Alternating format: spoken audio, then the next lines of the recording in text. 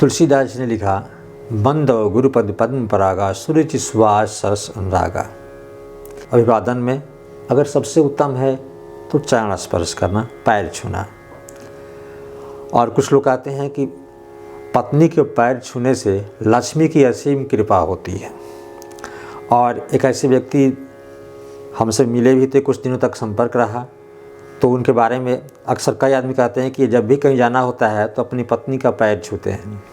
और कौन उन्हें बताया है कैसे, और लक्ष्मी की असीम कृपा उन्हें प्राप्त हो सकता है, होगी।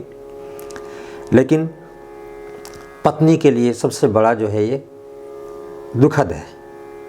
अगर ऐसा होता है कि पत्नी के लिए सबसे शर्मनाक है और उस पत्नी के लिए सबसे बड़े दुख की ये बात है, और पत्नी कष्ट में हो सकती है, अनेक प्रकार के कष्ट उसे मिल सकते हैं। तो आज की वीडियो में जानें किसका पैर यानी चरण स्पर्श हमें नहीं करना चाहिए। तो सबसे पहले स्वागत है आप सभी का कृष्णा की तरफ से APS कृष्णा गुरु जी के चैनल में। हम सब जानते हैं कि चरण स्पर्श करने से मान सम्मान का भाव बढ़ता है, अहंकार दूर होता है, समर्पण का भाव जगता है। फिर भी कुछ ऐसे व्यक्ति हैं जिनका अगर पैर छूते हैं तो हमें जो भाव आनी चाहिए, जो ऊर्जा आनी चाहिए, वो उल्टी ऊर्जा प्राप्त होगी, नकारात्मक ऊर्जा प्राप्त होगी। तो कौन ऐसे व्यक्ति हैं? तो सबसे पहले नंबर पर है झूठा व्यक्ति। कोई हमेशा जो झूठ बोलता हो, झूठ का पूरा पिटूरा लेकर घूमता हो, झूठ का पूरा पुतली लेकर घूमता हो, हर बात में झूठ, हर काम में झूठ, केवल झूठ ही झूठ बोलता हो, वैसे व्यक्ति का अगर शिष्ट भी हो तो पैर नहीं छूना चाहिए। क्योंकि उसके अगर पैर छूते हैं, उसका अगर चरण स्पर्श करते हैं तो आपको जो शक्ति आनी चाहिए वो शक्ति आपको उल्टा प्राप्त होगी। दूसरा, चरित्रहीन। कोई चरित्रहीन है यानी कैरेक्टरलेस है, वो उसका कोई समाज में मान सम्मान नहीं है, सभी लोग हीन भाव से देखते हैं, क्योंकि उसका जितना भी काम है सब जो है दुष्टता भरा काम होता है। जो भी काम करता है दूसरे को कष्ट पहुंचाने के लिए करता है और दूसरे को हे दृष्टि से देखता है, दूसरी पराई जो औरत है उस पर गलत निगाहें डालता है, चरित्रहीन है, उसका भी चरण स्पर्श नहीं करना चाहिए। तीसरा, धोखेबाज।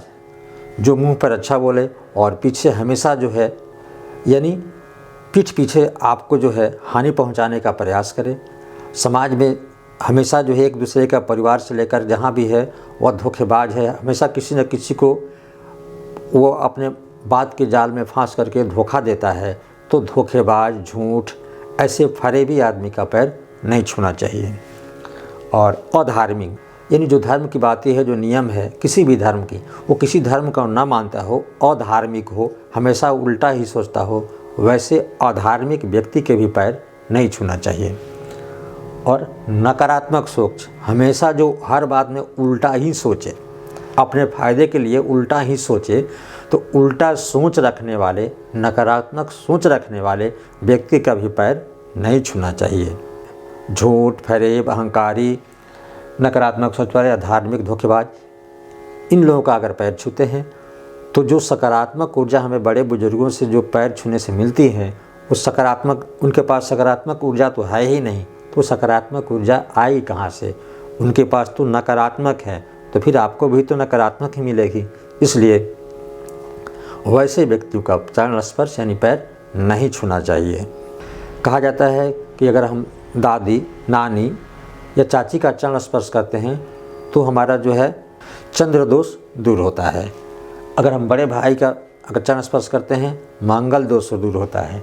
अगर हम भाभी का चरण स्पर्श करते हैं तो शुक्र मजबूत होता है। अगर माता पिता का अगर चरण स्पर्श करते हैं तो जीवन में सफलता मिलती है। जिन कामों में हमें लगे कि सफलता नहीं मिलेगी और माता पिता का अगर मन से, समर्पण का भाव से चरण स्पर्श करते हैं तो जीवन के सारे कामों में सफलता मिलती है। और गुरु का अगर चरण स्पर्श करते हैं, अगर गुरु का पैर छूते हैं तो आपको शिक्षा का आशीर्वाद, ज्ञान का आशीर्वाद आपको प्राप्त होता है। आपको जो है सकारात्मक ऊर्जा और जो भी जो है जो गुरु से पढ़ाया जाता है, जो भी आपको शिक्षा यानी ज्ञान की बातें बताई जाती है, वो आपको फलित होगा। इसलिए हमें हमेशा सकारात्मक, धार्मिक और अच्छे लोगों का चरण स्पर्श करना चाहिए। उम्र में छोटा भी है लेकिन वह विद्वान है, चरित्रवान है, गुणवान है, उसके पास सकारात्मक ऊर्जा का भंडार है, तो हमें उसका चरण स्पर्श करना चाहिए। उससे हमें उसकी सकारात्मक ऊर्जा प्राप्त होती है, हमारा जो है अहंकार दूर होगा, हमें धीरे धीरे बुराइयां हमसे दूर हटेगी, अच्छाइयाँ आएगी और इस प्रकार से हम जीवन के सारे कार्यों में सफल होंगे। तो वीडियो देखने के धन्यवाद। छोटे हैं तो प्यार और आशीर्वाद।